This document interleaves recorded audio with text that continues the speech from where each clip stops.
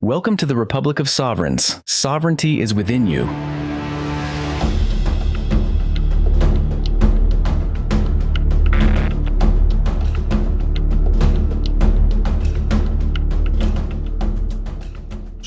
For centuries, or perhaps even longer, the controllers of mankind have employed numerous techniques to ensure their dominion over people's lives. These techniques, tricks, and periodic resets are designed to blind people into surrendering their life energy for benefits of parasitic entities.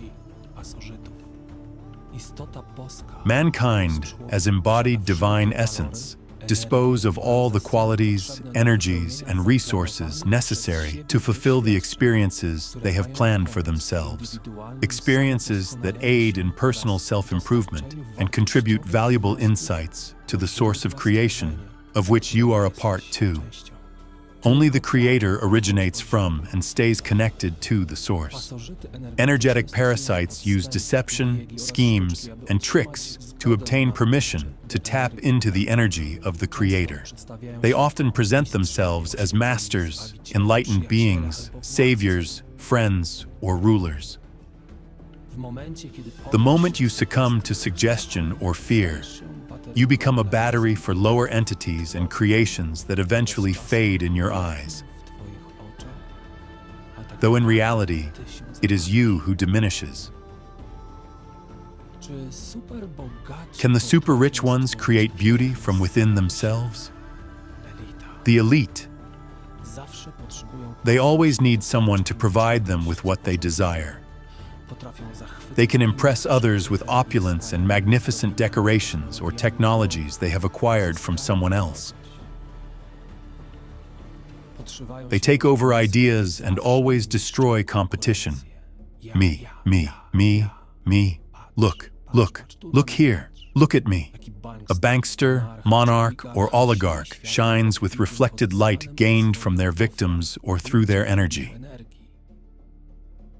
The pyramid is a model used for accumulation of energy for further extraction by an energetic parasite.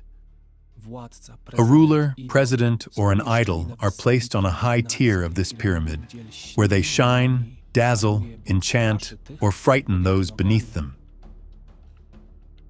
Authority serves as a buffer designed to let through an accepted doctrine only with the aim of manipulating the density, quality, and continuity of energy extracted from followers, subjects, or obedient citizens. I mentioned that rulers, presidents, and idols are placed on high tiers of the pyramid. However, they are not key recipients of energy supplies. Above them, there lies the Dark Inspirer, an entity sustained by energy deliveries, who lives in shadows, hidden from the gaze of divine beings that is from mankind. In a fraction of a second, you can stop this process, or even reduce this great leech to the level of a terrified cockroach. All you need is an act of your will born from awareness. The $1 bill beautifully illustrates this dependency. There is a three-dimensional pyramid with a detached two-dimensional triangle featuring an eye. At the top of the three-dimensional pyramid sits a handful of morally degraded human beings taking orders from low-dimensional parasites who require energy from beings of creation. Simply because we possess infinite energy and are immortal, unconditionally. Energy undergoes transformation and practically never ends. This is inherent in the nature of everything born from the source. Unconditionality lies in its eternal existence. It was, is, and will be, despite manipulators in robes and habits imposing numerous conditions aimed at keeping your consciousness in submission, fear, and so-called fear of God. You can create whatever you desire, and you can choose whether or not to sustain it. However, if you submit to your own or someone else's creation, you will wither away. You will experience hunger, fear, and perpetual lack. When understanding and awareness of your situation arise, your mind starts sending waves of fear, doubt, and helplessness. They all are mere illusions.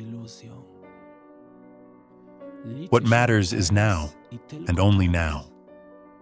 When you set a goal for yourself, for example, watching a movie at the cinema, you have to overcome several minor challenges like getting to cinema, buying a ticket, sitting down in a chair while dealing with your neighbor's crunching sounds, and finally experiencing the film itself. When the movie ends, it's time to leave, to return home and reflect. Ah, yes, I saw that film. I watched it. It was good. The true goal seems to be experiencing the film's content and its qualities. The truth, however, is quite different.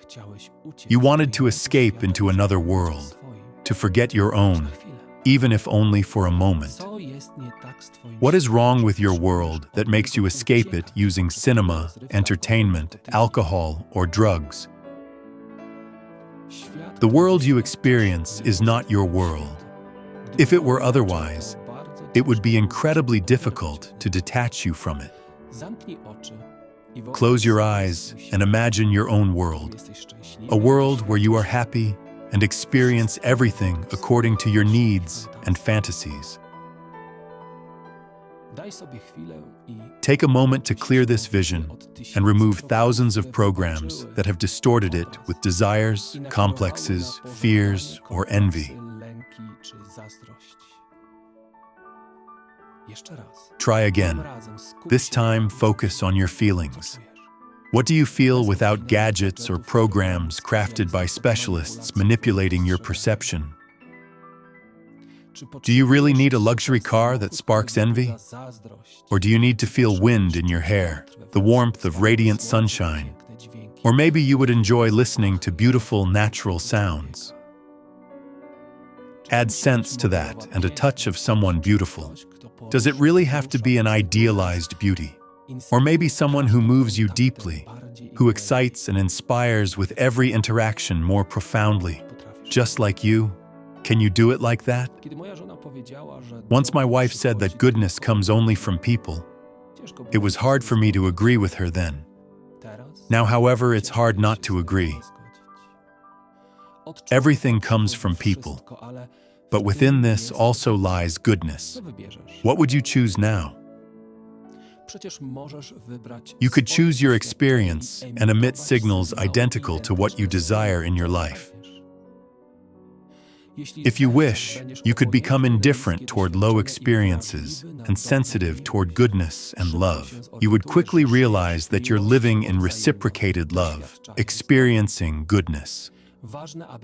It's important to stop conditioning something that is unconditional and to limit expectations tied to time while seeking eternity. You are eternal, so every next body will be perfect for your every next experience. Even now, you can define the qualities of your bodies and directions for your experiences much more consciously. My lineage, my tribe is not from here, yet we are here and we have started a great unification. A wonderful journey lies ahead, and I meet you walking along this path. I cannot be certain whether we will walk together toward our goal, but it doesn't matter because we will inevitably meet again in the ocean of existence, as existence ourselves. To offer you great support, encouragement, and help along your journey, and to protect you against loneliness or helplessness, I'm giving you a golden advice. Find those like yourself. No matter how far away they seem, or how much they appear outside your world, or outside the programs and limitations, look carefully into their hearts. Make sure they are truly like you, not pretending just to gain favor. Walk then together, share experiences, and complete each other. Create clans or lineages of goddesses and gods. Your dreams may only be too small, and your actions must be infinite growth through action itself. That alone is eternal. You will feel strength within your clans, and it will comfort you. Reclaim your energy and withdraw from all contracts with parasites and their pyramids. Without fighting, just leave their battlefield and enter your own orchards and gardens and concentrate on your family, your children, and on your passions. Breathe. Build tools for creating beauty and strengthen your feelings of freedom and beauty at every step. This way you will truly live in freedom and beauty. Nothing lasts forever. The pendulum which swings forward will fall back in a reverse motion. This pendulum moving in the natural rhythm will reveal magic known only to enlightened beings. When crops rot, the soil is fertilized. When fertilized, the soil yields even better harvests. When the soil is harvested, it must be allowed to rest. After resting, the soil must be touched again to bear new fruits for whoever touches it. It is people who can touch, not corporations. Corporations are lifeless and can only give what they themselves embody. It is people who possess free will, not governments. Governments manipulate and can only give manipulation in return. It is people who possess creative power, not offices nor priests. They are merely extractors of energy and can only give extraction in return. Today, I walk with my creation to meet creators ready to unite their power and rejoice in freedom's pendulum in abundance and creation itself. Goodness for goodness from goodness. Warm regards for support and good company. Bye.